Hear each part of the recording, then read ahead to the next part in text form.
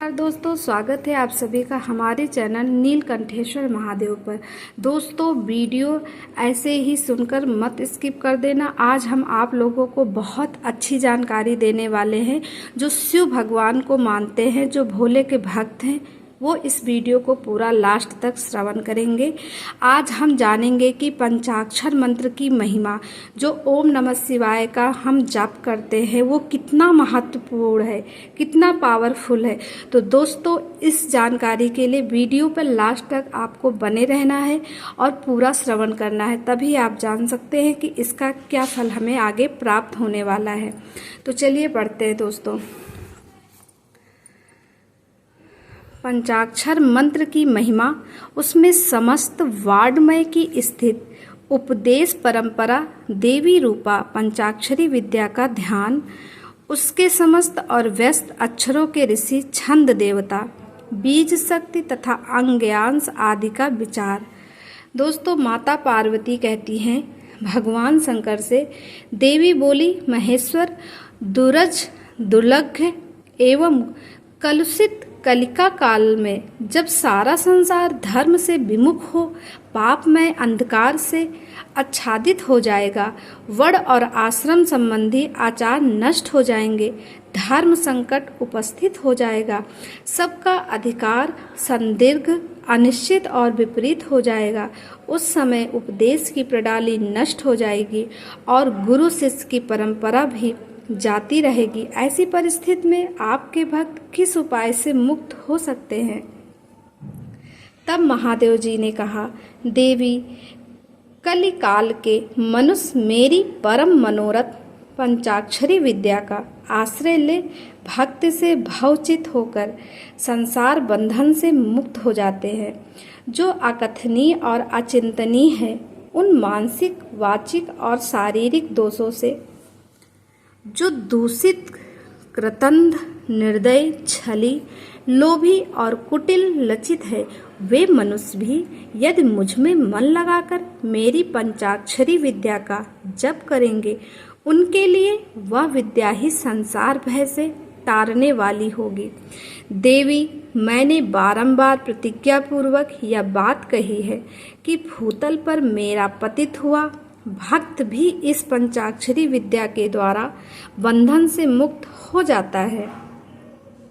तब देवी बोली, यदि मनुष्य पतित होकर सर्वदा कर्म करने के योग्य न रह जाए, तो उसके द्वारा किया गया कर्म नरक की ही प्राप्ति कराने वाला होता है। ऐसी दशा में पतित पावन मानव इस विद्या द्वारा कैसे मुक्त हो सकता है? तब महादेव जी कहते हैं, सुंदरी, तुमने यह बहुत ठीक बात पूछी। अब इसका उत्तर सुनो। पहले मैंने इस विषय को गोपनीय समझकर अब तक प्रकट नहीं किया था। यदि पतित मनुष्य मोहवश अन्य मंत्रों के उच्चारण पूर्वक मेरा पूजन करे, तो वह निसंदेह नरकगामी हो सकता है, किंतु पंचाक्षर मंत्र के लिए ऐसा प्रतिबंध नहीं है।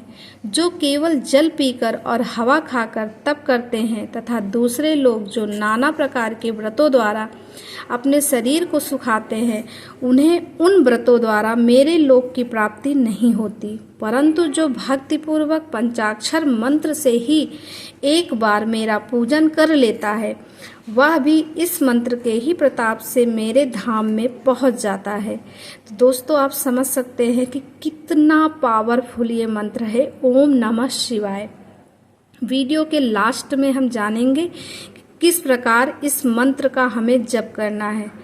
इसीलिए तप, यज्ञ, व्रत और नियम पंचाक्षर द्वारा मेरे पूजन की करोड़वीं कला के समान भी नहीं है।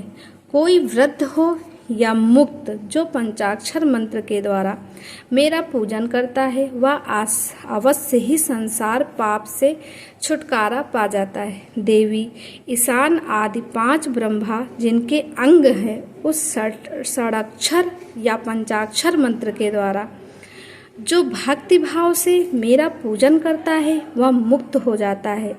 कोई पतित हो या अपवित्र, वह इस पंचाक्षर मंत्र के द्वारा मेरा पूजन करे, मेरा भक्त पंचाक्षर मंत्र का उपदेश गुरु से ले चुका हो या नहीं, वह क्रोध को जीतकर इस मंत्र के द्वारा मेरी पूजा किया करे।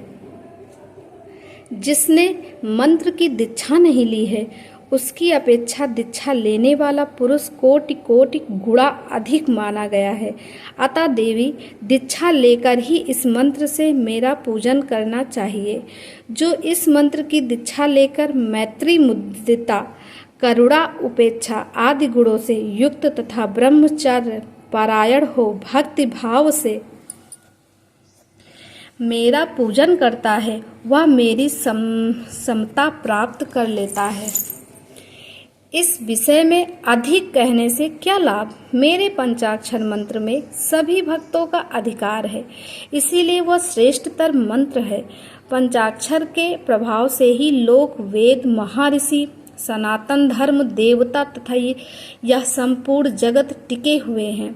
देवी, प्रलय काल आने पर जब चराचर जगत नष्ट हो जाता है और सारा प्रपंच प्रकृति में मिलकर वहीं लीन हो जाता है, तब मैं अकेला ही स्थित रहता हूँ, दूसरा कोई नहीं रहता। उस समय समस्त देवता और शास्त्र पंचाक्षर मंत्र में स्थित होते हैं। अतः मेरी शक्ति से पलित होने के कारण वे नष्ट होते हैं। तदंतर मुझसे प्रकृति और पुरुष के भेद से युक्त सृष्टि होती है। तत्पश्चात त्रिगुणात्मक मूर्तियों का संहार करने वाला अवान्तर प्रलय होता है। उस प्रलय काल में भगवान नारायण देव माया में शरीर का आश्रय ले जल के भीतर शेष शैया पर शयन करते हैं। उनके नाभि कमल से पंचमुख ब्रह्मा जी जन्म होता है। ब्रह्मा जी तीनों लोकों की सृष्टि करना चाहते थे, किंतु कोई सहायक न होने से उसे कर नहीं पाते थे। तब उन्होंने पहले अमित तेजस्वी 10 महर्षियों की सृष्टि की, जो उनके मानस पुत्र कहे गए। उन पुत्रों की सिद्धि बढ़ाने के लिए पितामह ब्रह्मा ने मुझसे कहा, महादेव महेश्वर, मेरे पुत्रों को शक्ति प्रदान कीजिए। उनके इस प्रकार प्रार्थना करने पर 5 मुख धारण करने वाले मैंने ब्रह्मा जी के प्रत्येक मुख से एक एक अक्षर के क्रम से 5 अक्षरों का उपदेश किया। लोक पितामह ब्रह्मा जी ने भी अपने